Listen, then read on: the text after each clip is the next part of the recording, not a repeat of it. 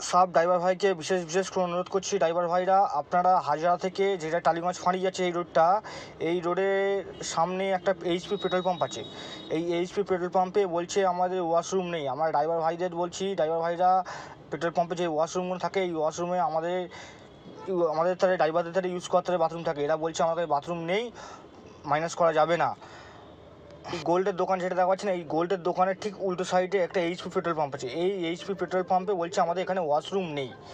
তো এটা কোনদিন হতে পারে একটা বাথরুমে পেট্রোল পাম্পে ওয়াশরুম না হওয়ার কারণ? তা আপনারা বিশেষ অনুরোধ করছি এই পেট্রোল পাম্প থেকে কোনো দিন তেল নেবেন না, কারণ যেখানে আমাদের বাথরুম বা ওয়াশরুম করা ড্রাইভার ভাইদের তাহলে নেই, সেখানে পেট্রোল নেওয়ার কোনো দরকার নেই।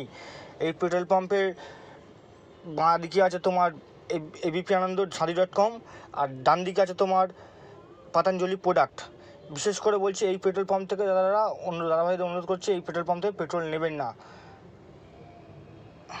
এই পেট্রোল পাম্পটা আপনারা দেখা পাচ্ছেন, এই পেট্রোল পাম্প এই শাদি.com-এ লাইক চলছে, আর এই পতঞ্জলি